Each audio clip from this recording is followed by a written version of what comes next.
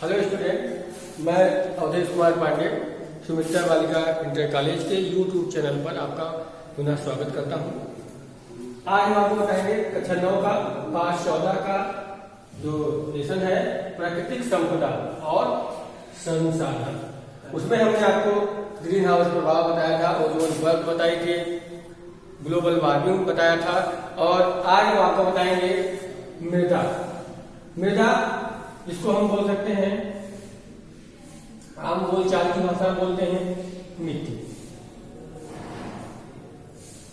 इसके बारे में पढ़ेंगे, मिट्टी के बारे में, मिट्टी का निर्माण कैसे होता है और मिट्टी यानी कि आप बोल सकते हैं कि मृदा प्रदूषण कैसे होता है और सॉइल इरोजन यानी मृदा अपरदन कैसे होता है। इसके बारे में हम लोग विस्तार से चर्चा करेंगे।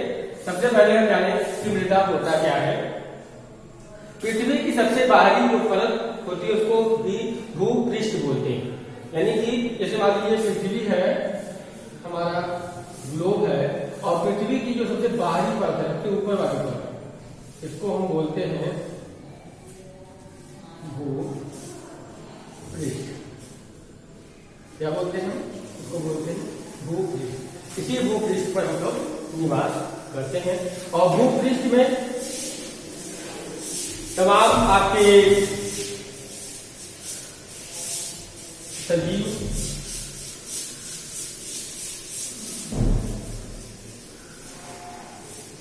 निर्जीव रासायनिक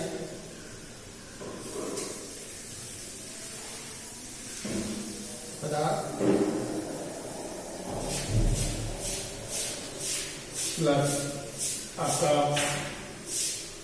सजीव निर्जीव रासायनिक पदार्थ और आपके पेड़ पौधे।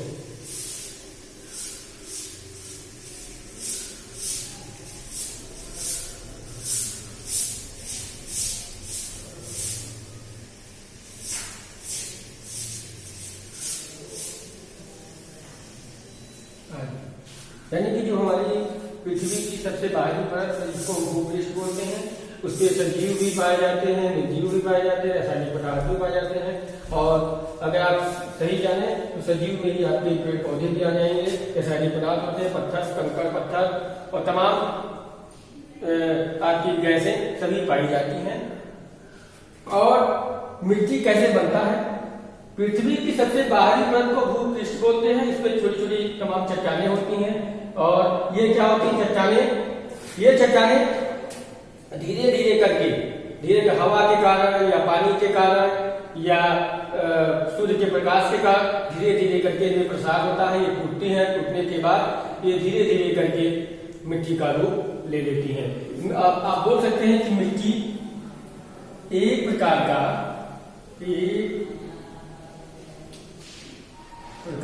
का मिश्रण है। मिट्टी क्या है? अगर आपको कोई पूछे तो आप बता सकते हैं कि एक प्रकार का मिश्रण है, इसमें सभी सजीव निर्जीव रासायनिक पदार्थ और तमाम गैसें मिक्स होती हैं। और देखिए कि मिट्टी में ही जो आपके सजीव जैसे पेड़ पौधे हैं, तमाम जीव हैं जो धीरे धीरे करके भूपृष्ठ पर निवास करते हैं और अपनी आयु पूरी करने के बाद, चाहे वह पेड़ पौधे हो, चाहे आपके मनुष्य हो, चाहे छोटे छोटे जीव जंतु हो, सभी नष्ट हो जाते हैं। नष्ट होने के बाद पुनः इसी मिट्टी में मिल जाते हैं और मिट्टी में मिलने के कारण मिट्टी में तमाम पोषक तत्व भी होते हैं। मिट्टी में तमाम पोषक तत्व होते हैं और उन पोषक तत्वों को बढ़ाते कौन है? ये जो सजीव है यानी कि पेड़ पौधे, रासायनिक पदार्थ क्या करते हैं? इन पोषक तत्वों को बढ़ा देते हैं और इन्हीं जो सड़े गले पदार्थ होते हैं जो भूमि की उर्वरा शक्ति को बढ़ाते हैं, उसे बोलते हैं हम ह्यूमस। ह्यूमस बोलते हैं, इसको हम बोलते हैं ह्यूमस। ह्यूमस इसको हम बोलते हैं ह्यूमस। यही क्या होता है ह्यूमस? ये मिट्टी में पाया जाता है जो मिट्टी की उर्वरा शक्ति को बनाए रखता है। और मिट्टी का निर्माण कैसे होता है? मिट्टी आप जान सकते हैं एक प्रकार का मिश्रण है जिसमें सभी सजीव पदार्थ होते हैं, जैसे आपका पेड़ पौधे हो, छोटे छोटे जीव हो जो नष्ट हो जाते हैं और फिर मिट्टी में जाकर मिल जाते हैं। तो आप बोल सकते हैं कि मिट्टी एक प्रकार का मिश्रण है जो जिसमें हम फसलों को उगाते हैं और फसल उसी में अच्छी उगेगी जिसमें सभी पोषक तत्व पाए जाएंगे। अगर जिसमें पोषक तत्व नहीं पाए जाते उनको हम बोल सकते हैं आपको बंजर की श्रेणी में रखते हैं, यानी कि जिनमें उर्वरा शक्ति समाप्त हो गई हो, उनमें ह्यूमस की पूरी तरह से कमी हो गई हो, और उसे हम बोल सकते हैं बंजर। तो मृदा आप बोल सकते हैं, अगर मृदा को सही ढंग से परिभाषित करना है तो आप बोल सकते हैं पृथ्वी की सबसे बाहरी पर इसको भूपृष्ठ कहते हैं। इसमें तमाम सजीव, निर्जीव पौधे या पेड़ पौधे या रासायनिक पदार्थ पाए जाते हैं जो धीरे धीरे करके मिट्टी में, यानी कि पत्थर होते हैं, कुछ पत्थर भी पाए जाते हैं। जो पत्थर है वो आपके सूर्य के प्रकाश या जल के द्वारा या हवा के द्वारा धीरे धीरे टूट जाते हैं, छोटे छोटे टुकड़ों में बढ़ जाते हैं, और जिसे हम मृदा कहते हैं, यानी जो मिट्टी का रूप दे देते हैं। आगे हम देखेंगे मृदा का निर्माण। मृदा का निर्माण कैसे होता है। अगला हमारा पॉइंट है कि मृदा का निर्माण कैसे होगा। इसके कई स्टेप हैं जिनको हम लोग जानेंगे कि मृदा का निर्माण कैसे होगा। इसके कई स्टेप हैं जिनको हम लोग जानेंगे। देखें मृदा का निर्माण।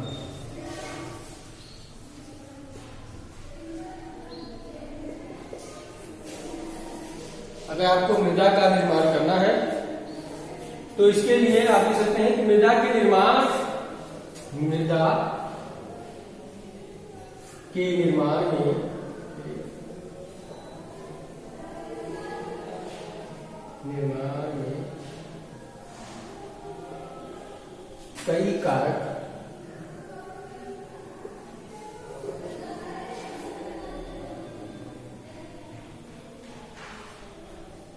कई कारक आपके होते हैं जो निम्न है। कई कारक होते हैं जो निम्न है।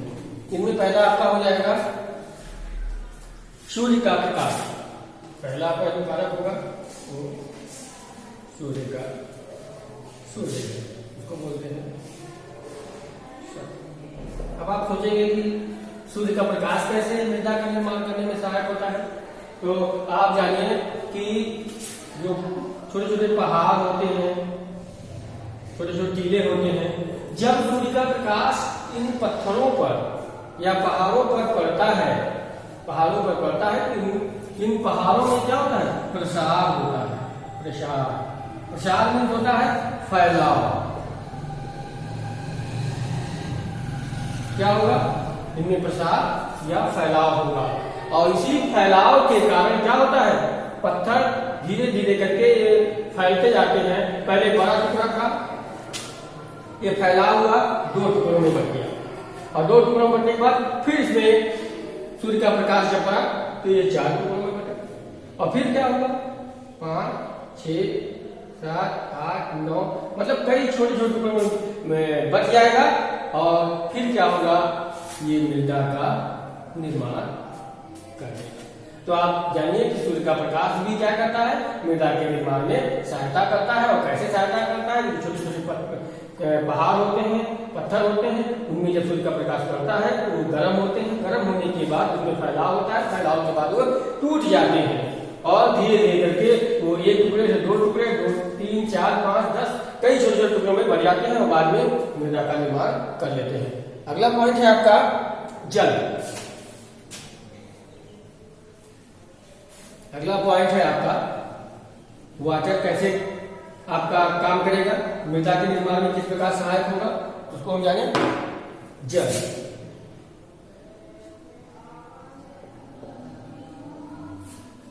अब जब वाटर की यानी कि जल की चर्चा हो रही है तो आप जाने कि जब पहाड़ होते हैं, पानी कहां से आता है, पानी पहाड़ों से आता है।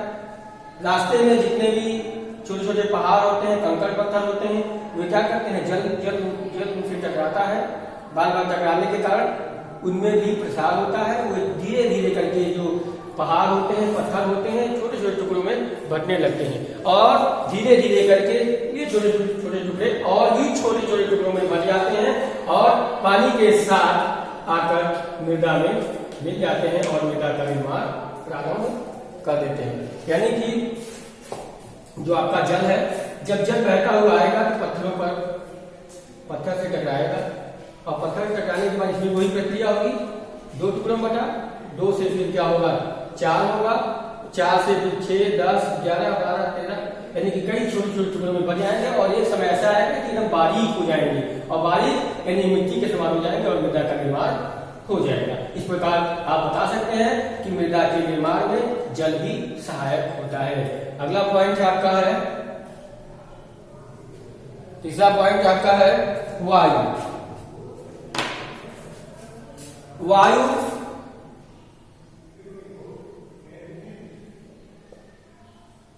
वायु ये भी मृदा के निर्माण में सहायक होता है।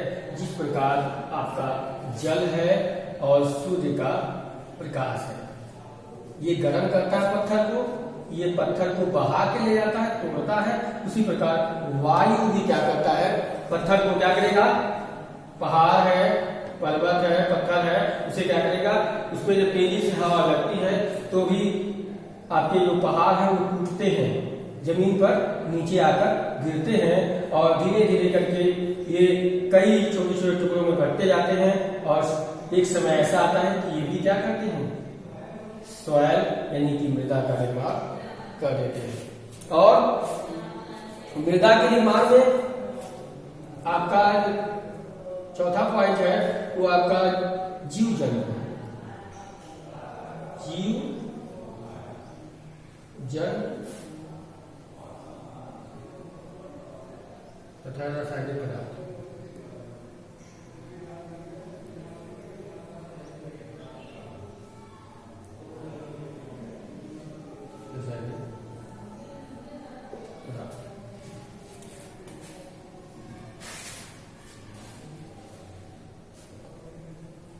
जीव जंतु तथा रासायनिक पदार्थ।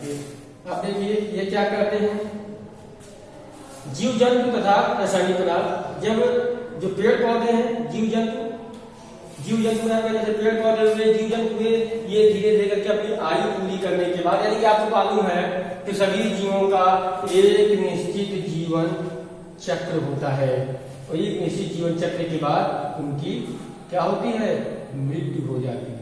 और जब उनकी मृत्यु हो जाती है तो वे क्या करते हैं, वो इस जो भूपृष्ठ है उसमें विलीन हो जाते हैं और जिसके कारण जीव जंतु तथा सड़े गले पदार्थों के कारण भूमि के अंदर जो आपका ह्यूमस है उसकी मात्रा बढ़ जाती है और भूमि की पैदावार बढ़ जाती है। यानी कि ह्यूमस बढ़ने के कारण यानी जीव जंतु जब नष्ट हो जाएंगे तो भी मृदा के निर्माण में सहायता करेंगे और इनके नष्ट होने से ह्यूमस का निर्माण अधिक से अधिक होगा, जिसके कारण जो आपकी मृदा है उसमें उसकी उर्वरा शक्ति बढ़ जाएगी। अगला हमारा टॉपिक है मृदा प्रदूषण या भूमि प्रदूषण। अब प्रदूषण का मतलब ही जानते हैं आप, दूषित होना, यानी कि मिट्टी का दूषित होना ही भूमि प्रदूषण या मृदा प्रदूषण कहलाता है। और भूमि यानी कि मृदा दूषित कैसे होगी, देखिए आज के समय में लोग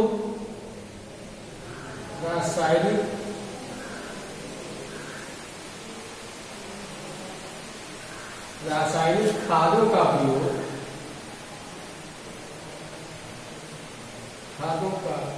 प्रयोग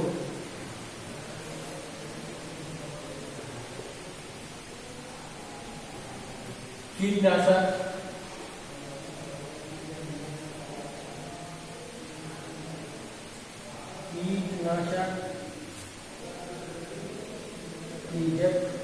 कीटनाशक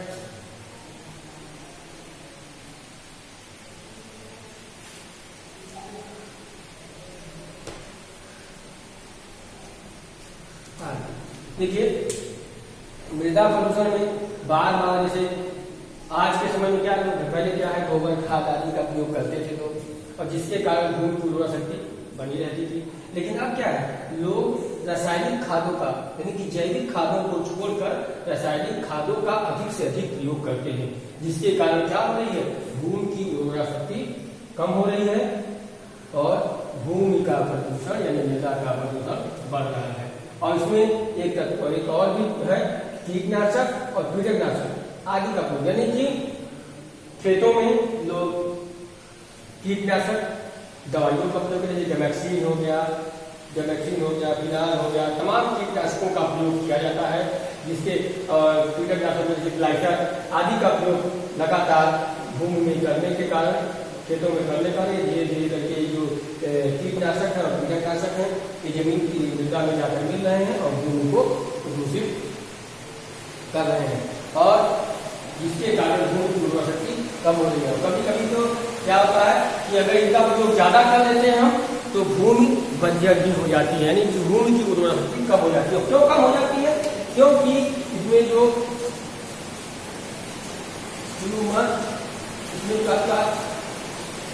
ह्यूमस है और तथा आपका जो पोषक तत्व है,